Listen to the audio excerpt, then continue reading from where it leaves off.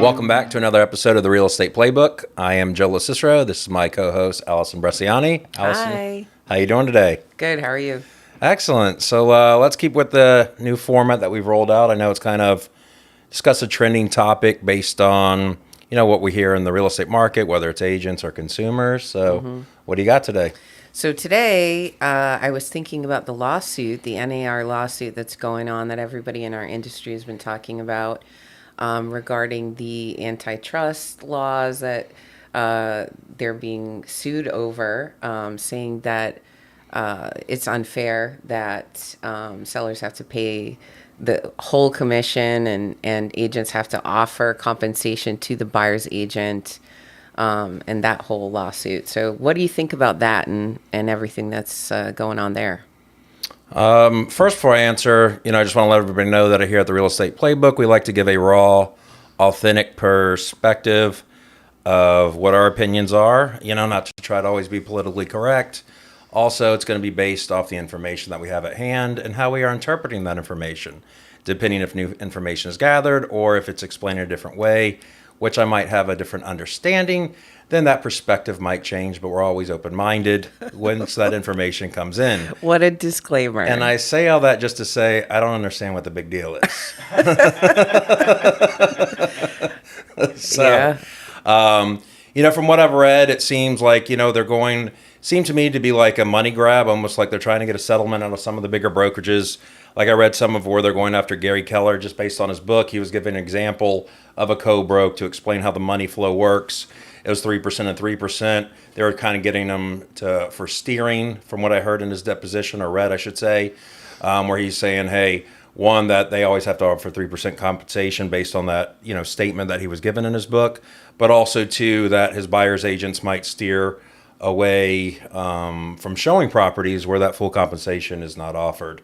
I know Gino over there with Berkshire Hathaway being the CEO, they're going after him. He had a comment, and I think it was like a training seminar or something along those lines, where he was saying something about a sales tactic. Hey, if they want to negotiate the commission, the only way to go is up. And he was trying to just talk about, his sales approach and to give some sales training to his agents. Obviously, he kind of said that in a joking manner. I don't think it was meant to take literally, but I think it's great clickbait to be brought up in this article. I think it's great for like Inman and other news sources to kind of keep this at top of mind, just because kind of with this, it's going to make a lot of agents nervous and could potentially be disruptive to the industry. But we've sold for sale by owner homes. We call it a professional fee. It's part of the negotiation.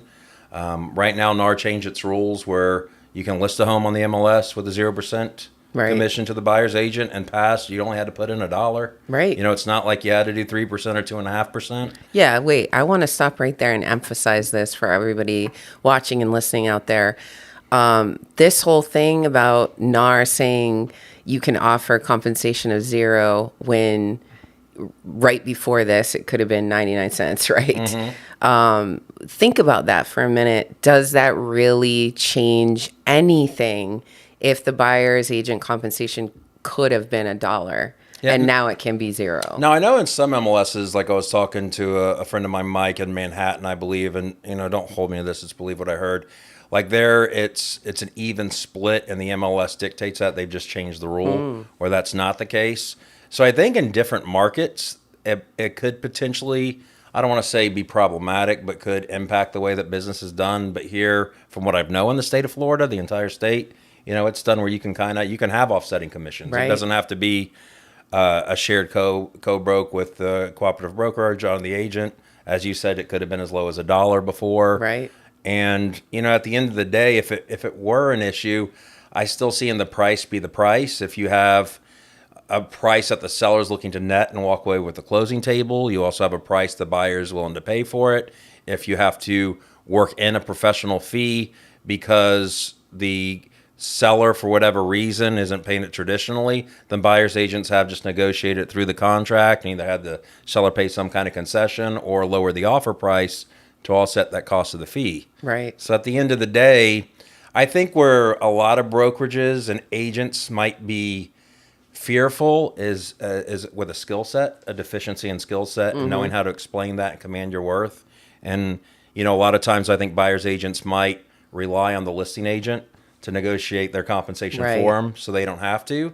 So that could potentially become problematic. But overall, I don't necessarily think it's going to be as disruptive and this big game changer as everybody claims. But I do think that, certain agents will need to justify their value and might have to acquire a stronger skill set to continue to thrive in this market. Agreed. Absolutely. Any other additional points on that? I mean, truthfully, we can go in the other direction, which is, last year the NAR president stepped down due to some issues where he was being called out on some inappropriate behavior. And so there's also that going on in conjunction with all of this. And we've seen some larger brokerages come out and say, our agents no longer have to be members of NAR. NAR. What do you think the potential impact of that might be? I think there's a lot to unpack there. So, and right now I don't have enough information to formulate an opinion because to be part NAR, what comes with it, unless I'm mistaken on this, is you're going to get your MLS membership and your super key access through the MLS, which is through your board, which requires NAR membership. Right. So if the boards are requiring NAR membership and you need a super key and MLS access to facilitate that, then I don't know what those brokerages are going to do that are not mandating the membership. And maybe it's something where they're not mandating it so the agent gets a choice. Then the agent can choose to almost be without all the resources they need to thrive. Right. I mean, what's your take on that? Because that's how I'm interpreting it now. It's crazy because I have, I'm of two different mindsets here because I do think that, we can function like we have here locally. Most counties that we're working in are all part of one MLS. And then there's this one holdout county. I'm not going to mention any names. Okay. There's one holdout county where a lot of our agents end up working there. And they don't have access to that MLS. They don't want to pay 2 MLS fees. And so they're functioning still, though. They're functioning without the ability to use that MLS. Is it more work? Yeah. They have to work a little harder. They have to call the listing agent for any attachments, maybe to schedule a showing. They can't go through showing time, whatever. But they're making it happen. So could you still function as an agent? I mean, maybe not at as high of a level, but you could still get it done, right? Well, the only thing I would counter with is that if in that market where their listings are going through that board and that MLS, you're still using the same e-key you get through the membership with your board. I think, the bigger challenge. That's what I don't know how they're going to overcome that Right. unless there's something behind the scenes going on, which I don't know about, where there's going to be some kind of lockbox change and it's not going through the boards or something like that on a bigger picture where we don't have that information. But I don't see how you're going to be able to open homes and tour them with your client without being part of the board, which requires the MLS access and gives you access to the e-key, and then also requires the NAR membership regardless of what your brokerage says, you're going to be a part of. Right. So Yep. I think there's a lot to come, down the pipe in that. We'll see. It'll definitely be interesting. I think this case has definitely brought in a lot of changes in the industry and, some things that are going to impact the way the business is done in the future.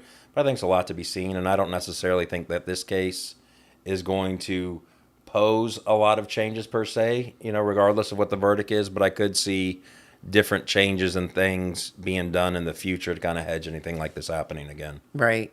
I mean, as far as I'm concerned, and I think you are too, our agents and most of the agents in our markets anyway shouldn't be panicking as a result Correct. of this. I agree. Cool. I agree. So that's probably a unique perspective than most of you are hearing out there in the marketplace today. But we appreciate you tuning in to another episode of the Real Estate Playbook, and we look forward to seeing you again next week.